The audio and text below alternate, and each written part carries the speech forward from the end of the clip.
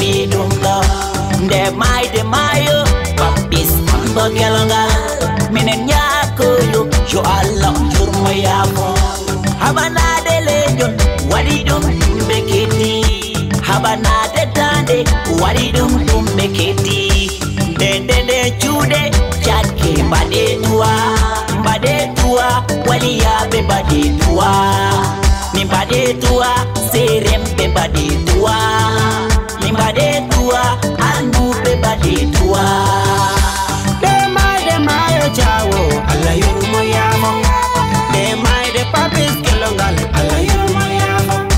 FOULADOU la hebi mette wakilare munyal la Papiss mayo jawo bainima de mayo jawo Allah yurmo yamo de Papiss kelongal Allah yurmo yamo FOULADOU la hebi mette wakilare munyal la Papiss mayo jawo bainima mayo jawo horo woda koro bakur maude goram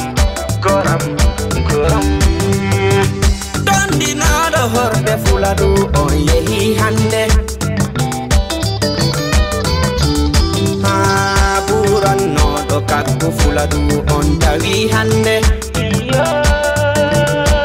oynene mayo bitan no do gorol FOULADOU on yehi hande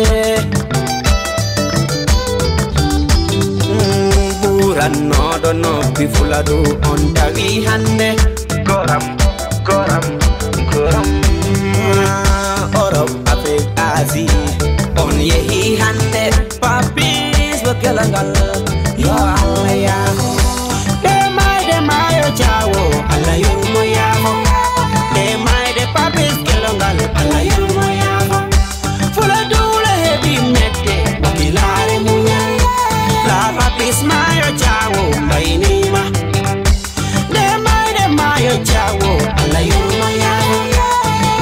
de Papiss kelongal Allah yurmo yamo FOULADOU la hebi mette wakilare munyal la Papiss mayo jawo bainima min telephone le findi nimmi nyo jimmi berne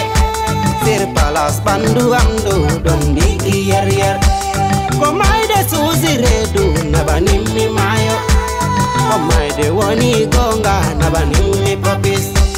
kadimmi minne mayo hay redu yandu e wayo inenam hay lincere bambu hay lincere bambu mayo hay redu yandu